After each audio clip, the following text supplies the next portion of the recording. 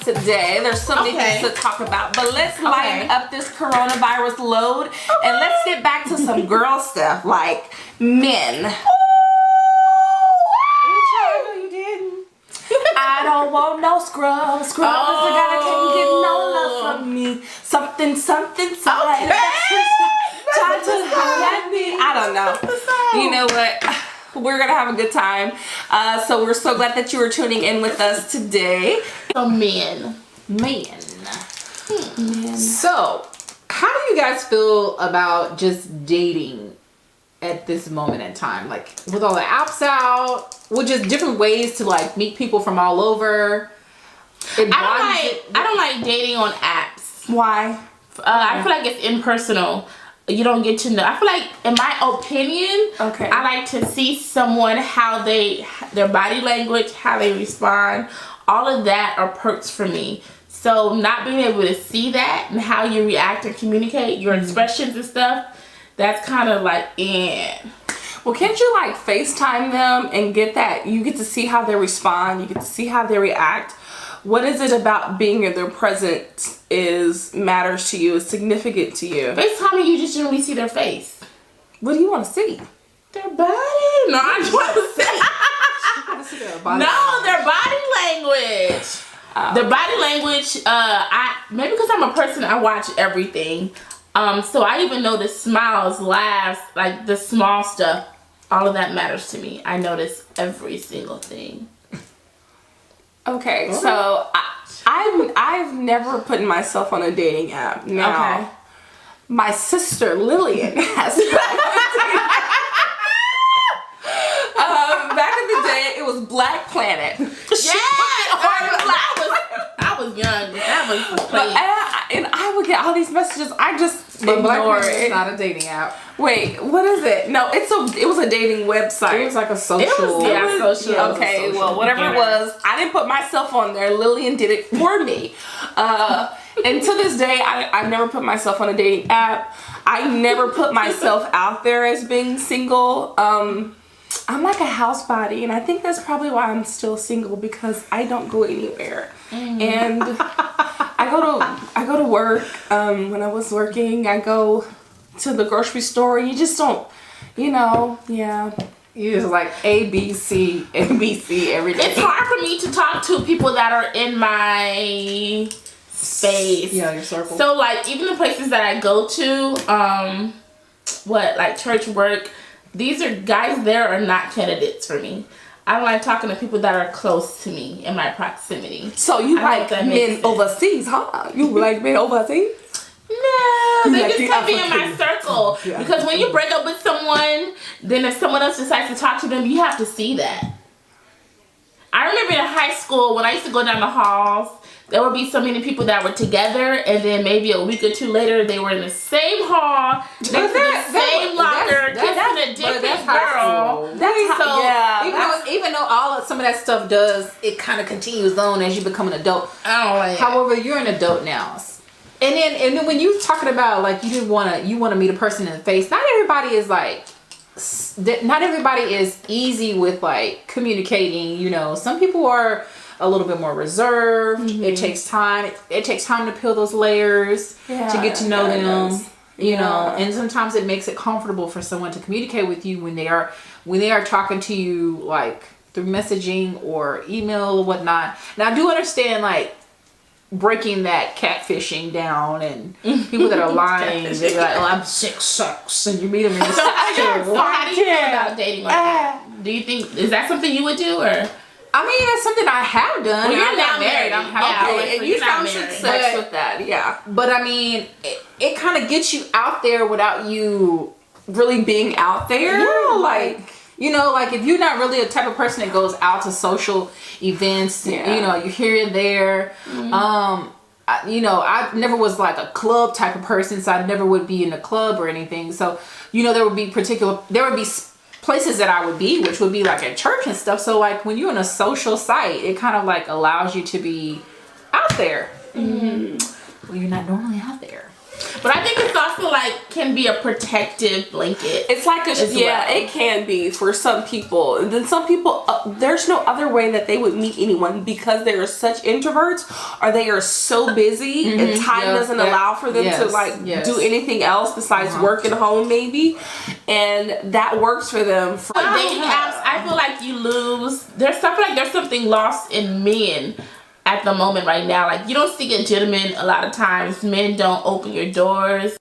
Even how they talk to you. I feel like all of that plays a role in how men treat women today. They kind of lost there's not a lot of gentlemen nowadays.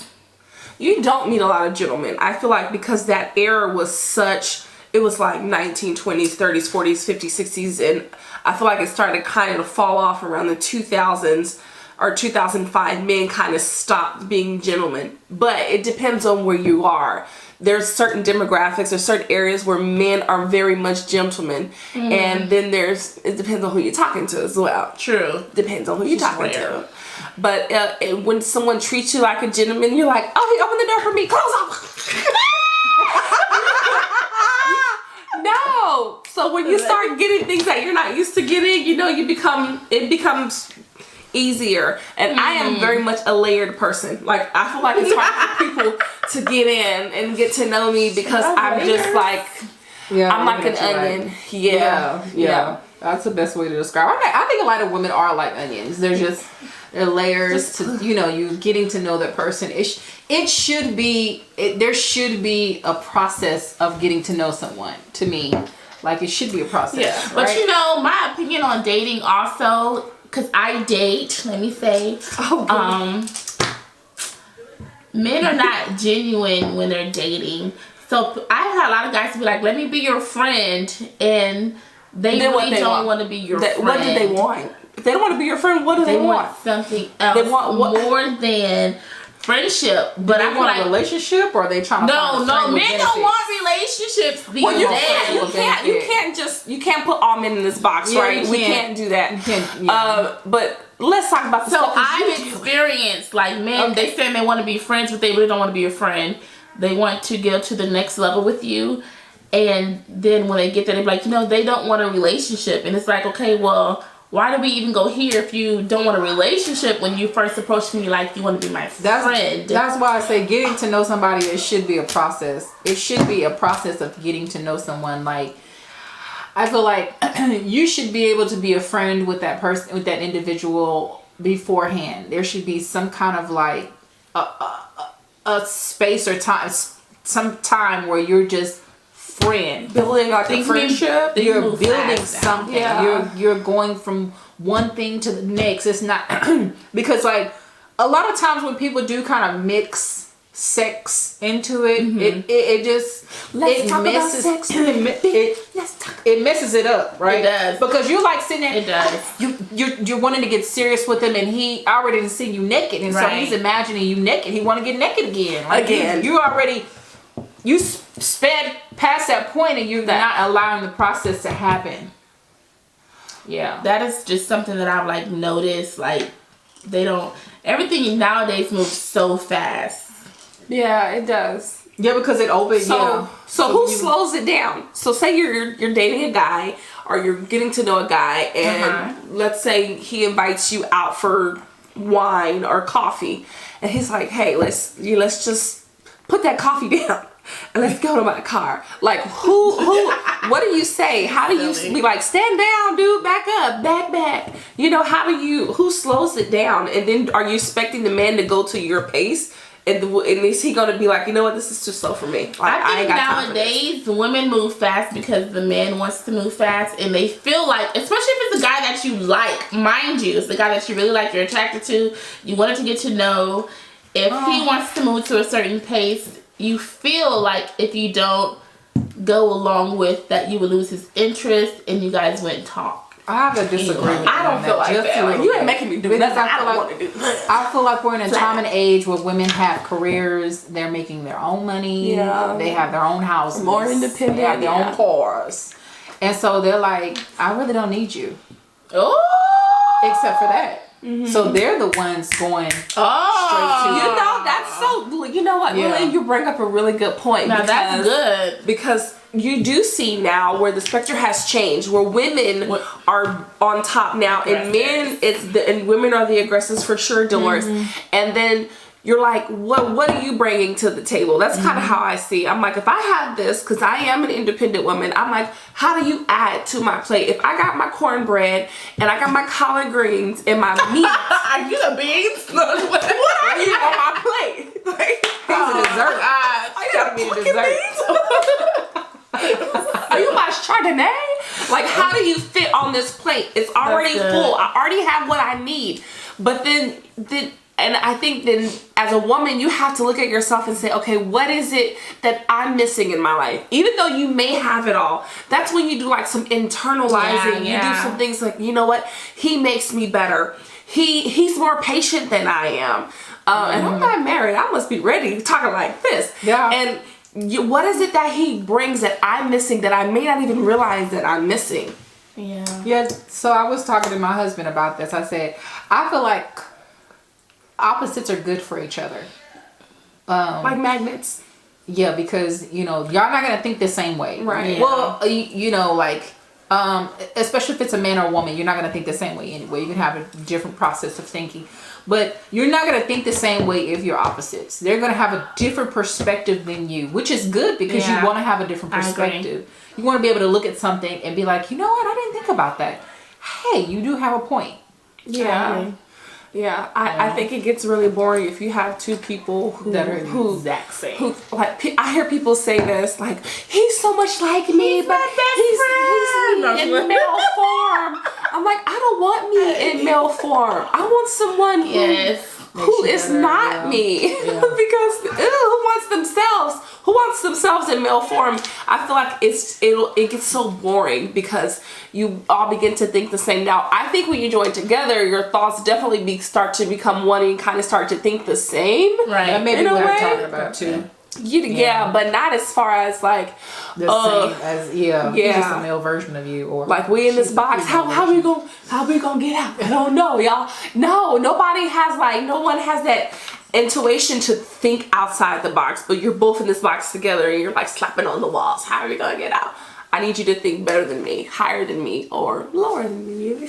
Lower than me. So how do you guys feel about men that make less money than you? Is that do you think that's a big thing as far as when you're dating? Like, is that something that you have to know? Like, how much do you make? Is that a part of is that a part of a factor of if you want to move further with a guy or not? Bam, great question. I do believe it's important to know what you need. And to know what you're bringing to the table and what you need. What do you need? Mm-hmm. Some women are career driven. They're constantly going, and someone that may be not quite on the same level could be a great help. Yeah. They could be a great team. Help me. I've come across some men that because I cut men's hair, I tend to come across a lot of men. So some men are stay-at-home dads, and their wives are the ones that are bringing the bread in. Yeah, I definitely see that too. I have a girlfriend. Interesting. Her husband does not work, and she's a breadwinner, but he takes care of the children. And that works for them. I think when you're in a relationship, you have to figure out what formula works for you. Like, I dated a guy and I had to tell him, I said, this is what works for us. I said, absolute honesty works for us. Works for me. Like, I don't care if you're sitting outside in the car and it's raining and you're crying. If I say, what are you doing? Don't tell me you're inside. Tell me you're sitting outside in the car in the rain crying. That's what works for me. And I think when you join together to date with someone, you have to find what formula works for you. You two. True. So true. Well, are you single? Are you dating? let us know those apps that you are on, that you have found your love, or you are on an app or a website and you all have been married. What app, what website was that? So I can get on. Help, Lord, help! Anyway, you've been listening to Let's Get Chatty. Follow us on Instagram. It is LetsGet_Chatty. That is LETSGET bottom line CHATTY. Let's Get_Chatty. Follow us on Instagram. Thank you all for tuning in.